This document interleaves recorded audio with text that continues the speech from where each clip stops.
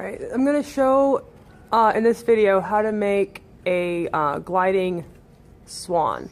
It comes from a modified bird base, and I'll link the video of the normal bird base in the description. But I'll go through that first part with the bird base on this because it's a little different.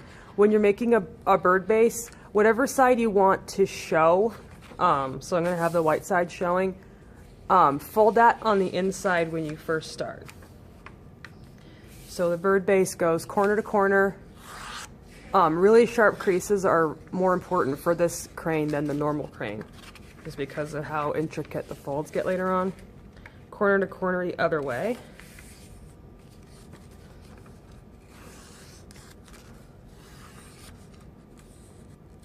And then you have these valley folds, right? It's coming down away from you. So you need to flip it over. So it's got mountain folds, and then make a valley fold that goes straight across, rectangular. Crease that. Do the same thing, crisscrossing the center again.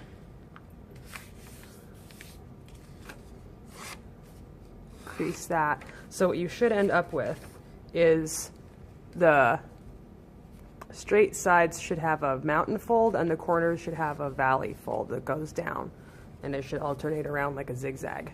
So then you put it down. It's going to look almost like a little tent, and just squish the corners together in the tent. So on the bottom it looks like the corners are squishing. And then flatten it. And whenever you're doing a bird base, make sure that the side with all the open corners is facing towards you, and this closed end is pointing away from you. So normally on a bird base, you would do this to both sides. You make it into like a kite fold on top. So the bottom edges, these are the open edges that are folding up. Right, so this open part is the side that gets folded. They go to the center, and then this comes down. And normally on a bird base, you would flip this over and do the same thing on the back to make the two crane wings, but this is a modification where you don't do that. But what you do is fold that top corner down to the crease that you just made. Crease it super sharp in both directions. You want it to be really flexible. And this one as well, really sharp. And then you'll notice this swan has like a flat back that helps give it a little bit extra weight right in the center of balance so that it flies better.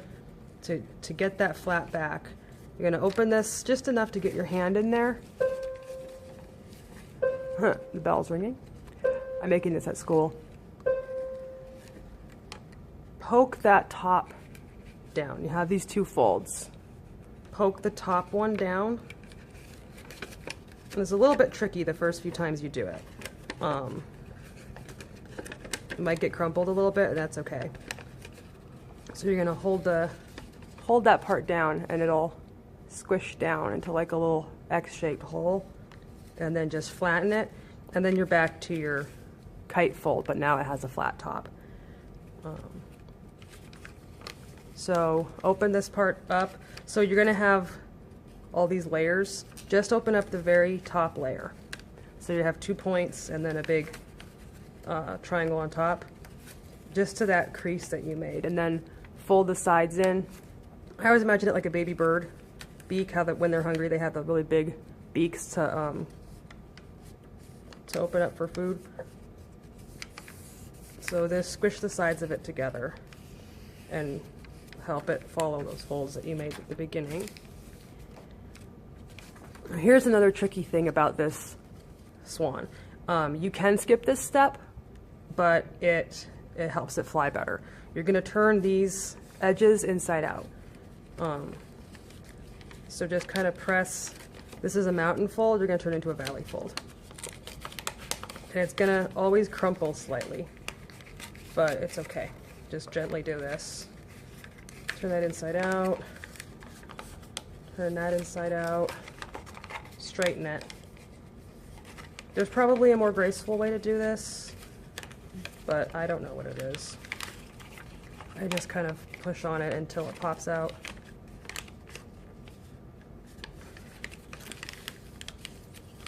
This helps all the front part of the swan, like all of this area, lock into place better.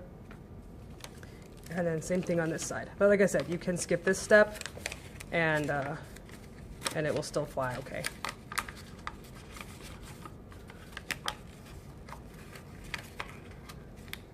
So, oops, I ripped it a little bit, but that's all right. That part's gonna be folded in anyways. So now I have the front of this showing. And I'm gonna put this closed. So I have my big diamond shape. I'm gonna shut it. And then my two things on the back, I'm gonna shut that too. So you basically have a valley fold and another valley fold. Here's where things get into the actual swan shape. So you wanted to have a thin neck. So this needs to be thinner. So you take this edge and put it to this long edge here. So the whole, match up the edges first. And crease it sharply. And then do the same thing on the back. Match up the edges, crease it sharply. And then you have a thinner neck. And then this is going to be the wings, and then this point in between the wings is going to become the tail. To make the tail, you're going to do a reverse fold. So I usually pinch, you can see where there's this line right here. Pinch it in the middle, and then take this middle area, start flattening it out, and you want to line up this crease with this crease. So lay it against that crease there. And then just slowly, you can look inside while you're doing this to make sure it lines up. Close that around it like a book. And then the inside will be almost like a W shape. Just keep flattening that down. So this will be the tail. And then for the wings, you bend them up. Start from this, where it hits the neck, and crease it all the way to the tail, like where that corner is. So that'll give you a nice flat line. The second wing is easy because you just match it up so it's even with the first wing. Nice sharp creases. So that's the basics of it. To give it a little bit of stability on the wingtips, if you crinkle the wingtips up, they form stabilizers. So I usually pick any point along this leading edge of the wing, and you're going to keep this back flap straight. So I'm lining up the edge so it stays straight. And then I just take this little triangle and I fold it in half, edge to edge. Lay it down, it's easier. And then to match those up, put the wings down, and I make sure that they're even on the sides. I match up the folds. So my wings are the same size now. Helps it fly straighter.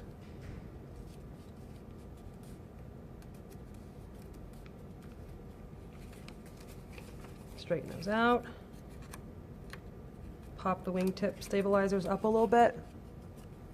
And then the face is going to be a reverse fold. For these really thin reverse folds, I kind of just open up the front of it with one finger, press the top down with the other finger, and just bend it. It'll naturally start to form a V. Flatten it in there. You can leave it like that. I sometimes just crimp it under and back. So it's a zigzag shape. Shortens the beak up a little bit and keeps the weight a little farther back, which is important for how it flies. So those are the flying swans. Let's see if I can actually launch this guy. So they tend to do little flips. Kind of press right behind the tail and give it a flick. And they usually do loop. So that's how to do those.